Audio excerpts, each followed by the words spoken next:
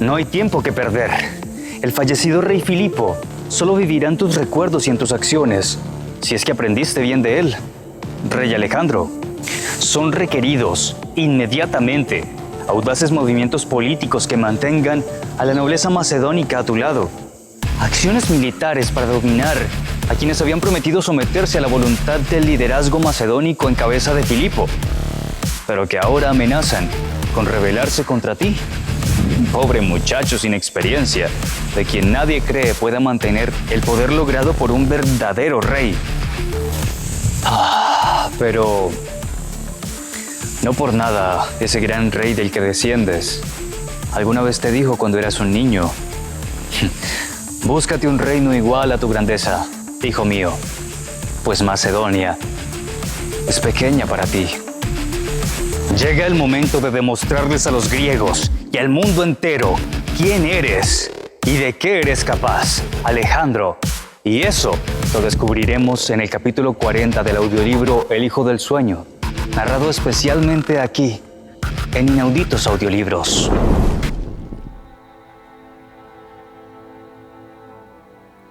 Al día siguiente, Eumenes anunció a Alejandro que la tumba de su padre estaba lista y que podía celebrarse el funeral. En realidad, solo la primera parte del gran sepulcro había sido completada, en un tiempo increíblemente rápido. Estaba prevista además una segunda cámara en la que serían depositados otros objetos preciosos que acompañarían al gran soberano en el más allá. Filipo fue puesto en la hoguera por sus soldados, espléndidamente ataviado y con una corona de hojas de encina en la cabeza. 2 batallones de la Falange y un escuadrón de los Etairoi a caballo le rindieron honores. La pira fue apagada con vino puro. Las cenizas y los huesos fueron envueltos en un paño de púrpura y oro en forma de clami de Macedonia y depositados en una caja de oro macizo, con los pies como zarpas de león y la estrella arqueada de 16 puntas en la tapa. En el interior de la tumba fueron colocados la coraza de hierro, cuero y oro que el rey había llevado en el asedio de Potidea, las 2 grebas de bronce, la aljaba de oro, el escudo de gala de madera revestido de chapa de oro y con una escena dionísica de sátiros y ménades en su centro, esculpida en marfil. Las armas ofensivas, la espada y la punta de lanza fueron arrojadas al fuego del altar y acto seguido, dobladas ritualmente para que no pudieran ser usadas nunca más. Alejandro depositó sus presentes personales, una magnífica jarra de plata maciza, con el asa adornada con una cabeza barbuda de sátiro y una copa de plata de 2 asas de tan maravillosa belleza y ligereza que no parecía pesar nada. La entrada del sepulcro fue cerrada con una gran puerta de mármol de 2 hojas, flanqueada por 2 semicolumnas dóricas que reproducían el acceso del palacio real de Egas. Un artista bizancio había pintado en la franja del arquitrabe una maravillosa escena de caza. La reina Olimpia no presenció el rito fúnebre porque no deseaba depositar ningún presente votivo sobre la pira o en la columna de su esposo, y por no encontrarse con Eurídice. Alejandro lloró cuando los soldados cerraron la gran puerta de mármol. Había amado a su padre y sentía que detrás de aquellas hojas quedaba sepultada para siempre su juventud. Eurídice se dejó morir de hambre junto a la pequeña Europa, y de nada sirvieron los cuidados del médico Filipo, que recurrió a todos sus conocimientos. También para ella, Alejandro levantó una tumba suntuosa e hizo poner en su interior el trono de mármol que su padre usaba para administrar justicia bajo la encina de Egas, hermosísimo, adornado con grifos y esfinges de oro, con una maravillosa cuadriga pintada en el respaldo. Una vez cumplidos sus deberes, con el ánimo henchido de tristeza, regresó a Pela.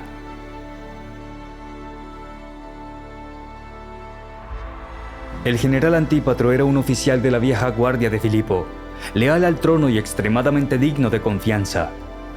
Alejandro le había conferido el encargo de llevar a cabo la misión de Hecateo en Asia, ante Parmenio y Átalo, y esperaba con ansiedad el resultado. Sabía que los bárbaros del norte, tribalos e ilirios, recientemente sometidos por su padre, podían insurreccionarse de un momento a otro. Se daba cuenta de que los griegos habían aceptado las cláusulas de la paz de Corinto únicamente tras la matanza de Queronea, y que todos sus enemigos, en primer lugar Demóstenes, seguían vivos y en plena actividad. Por último, consideraba que Átalo y Parmenio controlaban los estrechos y estaban a la cabeza de un fuerte cuerpo expedicionario de 15,000 hombres. Y por si fuera poco, había llegado la noticia de que los agentes persas estaban estableciendo contactos en Atenas con el partido antimacedonio y ofrecían una importante financiación en oro al objeto de fomentar la sublevación. Había muchos elementos de inestabilidad, y si todas aquellas amenazas se hubieran concretado al mismo tiempo, el nuevo soberano no habría tenido salvación. La primera respuesta a sus interrogantes llegó a principios de otoño. Antípatro solicitó de inmediato audiencia al rey, y Alejandro le recibió en el despacho que había sido de su padre.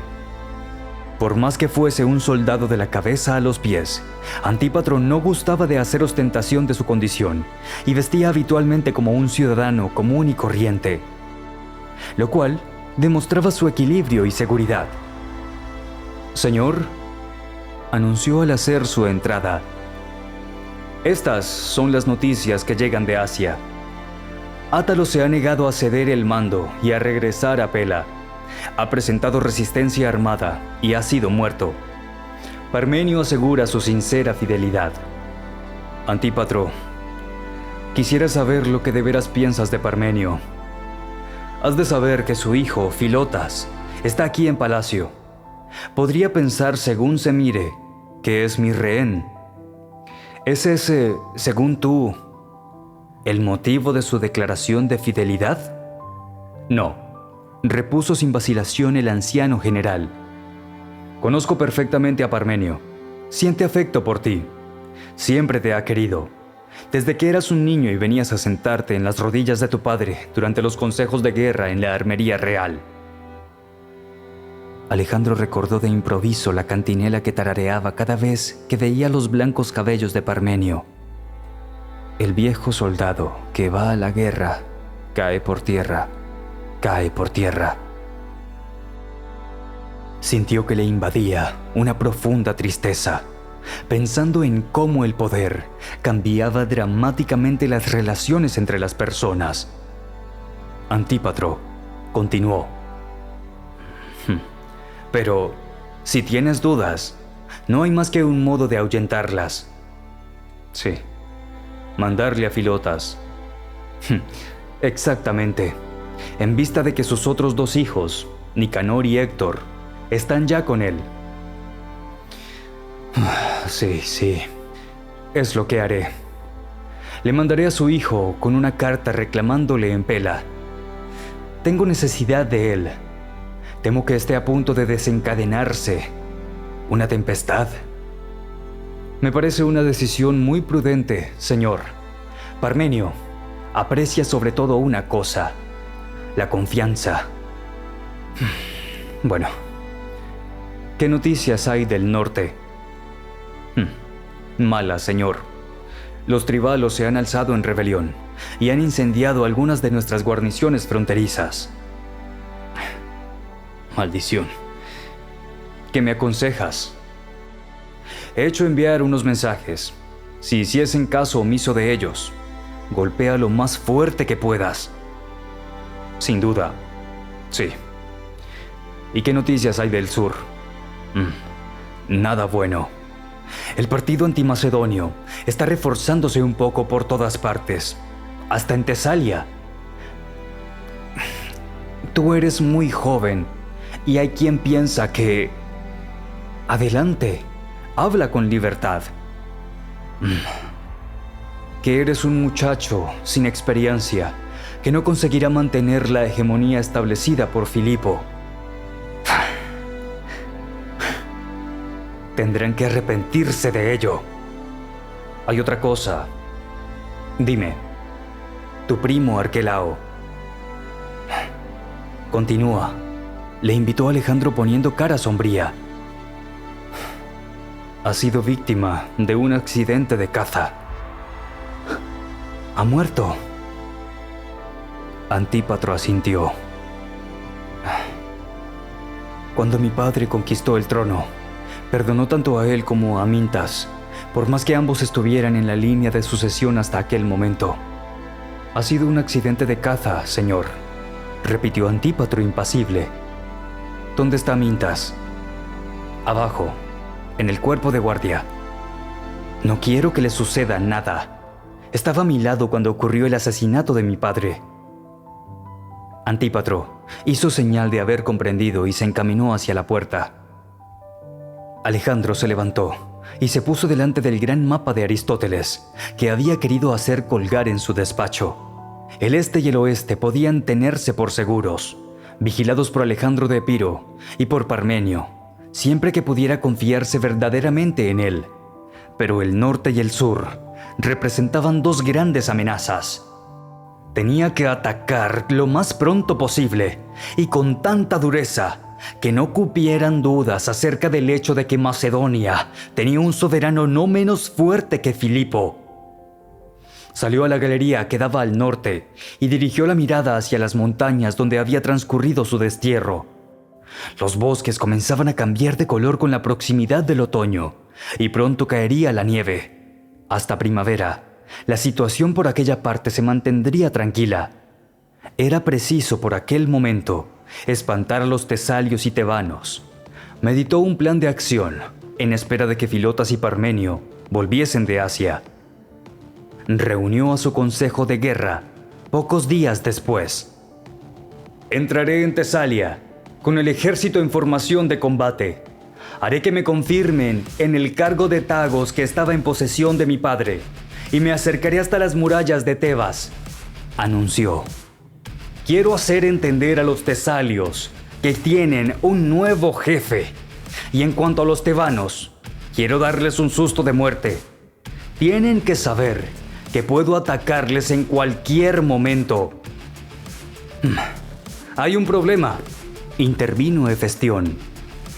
Los tesalios han obstruido el valle de Tempe con una fortificación a derecha e izquierda del río. Estamos bloqueados. Alejandro se acercó al mapa de Aristóteles e indicó el macizo del monte Osa, que caía a pico sobre el mar.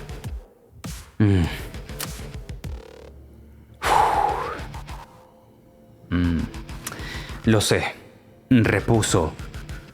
Pero nosotros pasaremos por aquí. ¿Y cómo? Si puede saberse, preguntó Ptolomeo.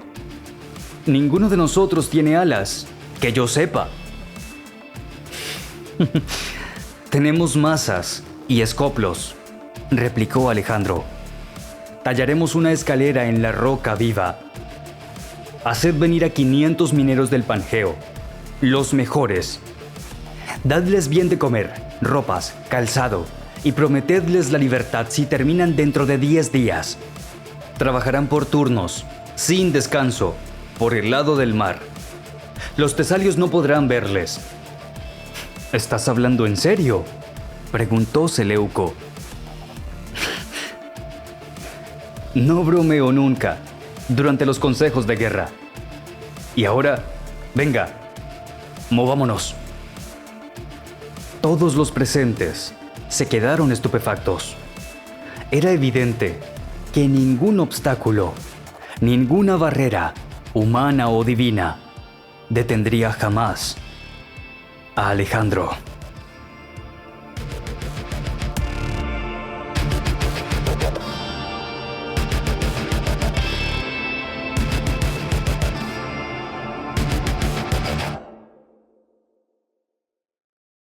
Si estás disfrutando de esta producción y la encuentras relevante como proyecto de difusión de contenido educativo y cultural y deseas apoyar sumándote a nuestro objetivo, puedes hacerlo de dos maneras. La primera, es convirtiéndote patrocinadora financiera a través de Patreon para hacer sustentable el proyecto, permitiendo la conformación de un equipo de trabajo para poder producir muchas más obras en menos tiempo. Pues, si no lo sabías, yo, Ney, quien te narra, soy quien está detrás de esta producción, con todo lo que esta demanda. En la pantalla que estás observando, hallarás un código QR que te llevará a la página del proyecto en Patreon, o en la descripción del video hallarás el enlace a esta, en donde podrás seleccionar la opción que más se ajuste a tus deseos y capacidades financieras para apoyarnos.